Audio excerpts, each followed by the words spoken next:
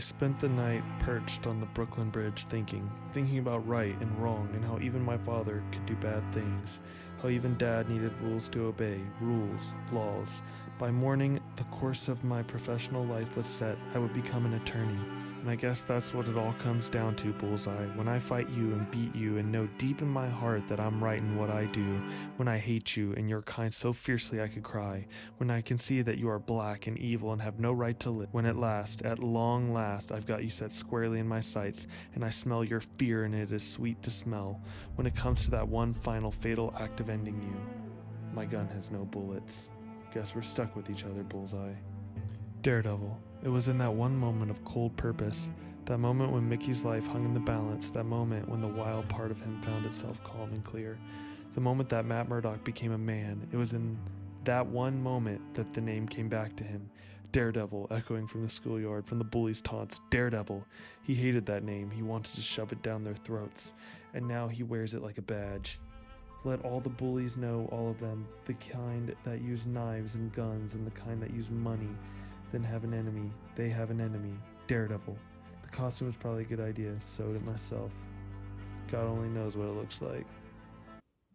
Alright, what's up, fantasy fans, comic book fans, manga fans? As always, I'm Shay from the channel Zachary Shay, and today, with my new mic, I'm going to be talking about what many laud as the greatest run on Marvel's Man Without Fear, the Devil of Hell's Kitchen, Matt Murdock, the Daredevil. And this is the Frank Miller run on the character, which this Frank Miller run began with. So originally, Frank Miller was doing the art on this book, and he started doing the art on issue 158 of Daredevil. But in 168 is when Frank Miller finally took the reins as the writer and he introduced the character of Elektra. Now, this would start a run in which characters such as Stick were introduced. The Kingpin was, he was already introduced as a Spider-Man villain, but we actually get him as, the antithesis of Matt Murdock's character in this Frank Miller run. And for a while, Frank Miller did a lot of the art, like a lot of the pencil work, and then Klaus Janson did more of the did more of the finished artwork. And this run was really, really good. But if you've seen the Netflix Daredevil show, I feel like you're going to see a lot of these themes that Frank Miller invented done a little bit better. And I do think while this was a step up from his contemporaries publishing at Marvel, because I'm going to be honest, from 158 to 168, I didn't realize that he was only the artist. And right at 168, where he took the reins as a writer, you can tell some of the dialogue before Frank Miller took the reins was so bad.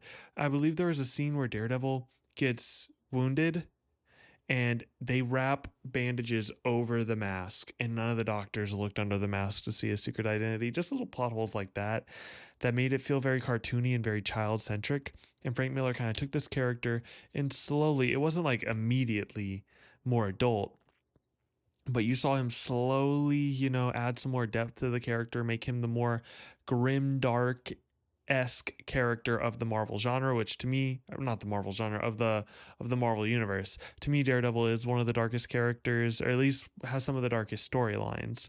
And we have Frank Miller to thank for that. But while I do believe this omnibus is great, I love the character of Elektra, I love the characters of Foggy, and I think this is just a really well done series. I can't give this above, like a 7 out of 10, or maybe even a 4 stars if I were rating it like a book. But Frank Miller came back to the character, and this omnibus collects Born Again, which follows the events of the original Daredevil run by Frank Miller. And it also has Man Without Fear, which is a definitive origin story for Matt Murdock as Daredevil. Now, I would like to say that everything Frank Miller ever wrote on the character of Daredevil is worth the read. But if you're only able to read one comic of Daredevil by Frank Miller, I ask you to read The Man Without Fear. The Man Without Fear, Matt's origin story. You start where Matt is, 9, 10 years old, and you follow him through college, through meeting Elektra, into him finally, donning the garb of Daredevil, the Devil of Hell's Kitchen.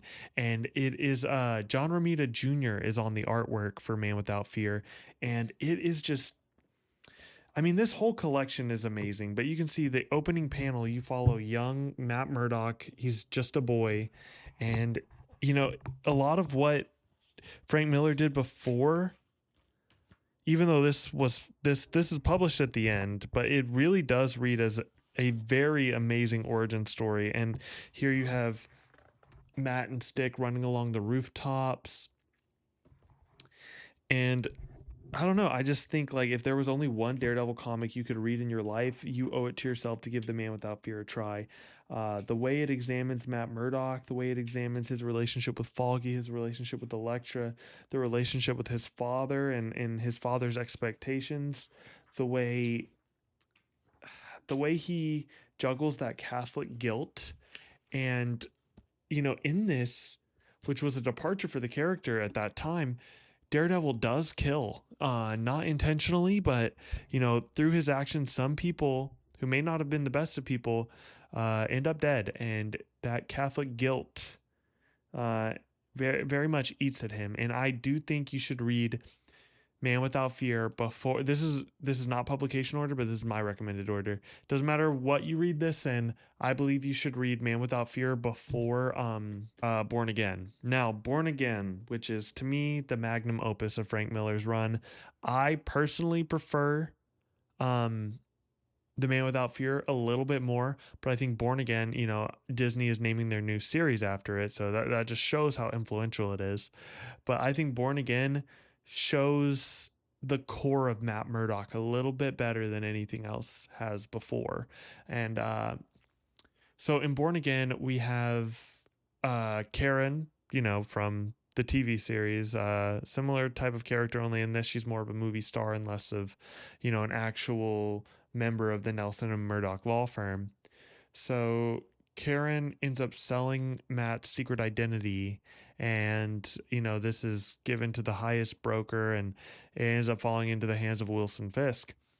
And he then plans to systematically destroy Matt Murdock's life. He's not going after Daredevil; he's going after Matt Murdock, and this ends up being a very interesting examination of Kingpin, because before Kingpin was so unemotional and so thorough and thought out, and he is meticulous in the way he deconstructs Matt Murdock's life, but the way you get, like, you can tell he's not, this hatred is not for Matt Murdock, it's for a man that can fight the good fight and be a good person. There's a line in here where Kingpin says he bested the best man he ever knew, and it's about the honor and the integrity that Matt Murdock has, that Wilson Fisk believes is beneath him, and I think part of Wilson Fisk is envious that Matt was able to become who he is without you know um becoming less human.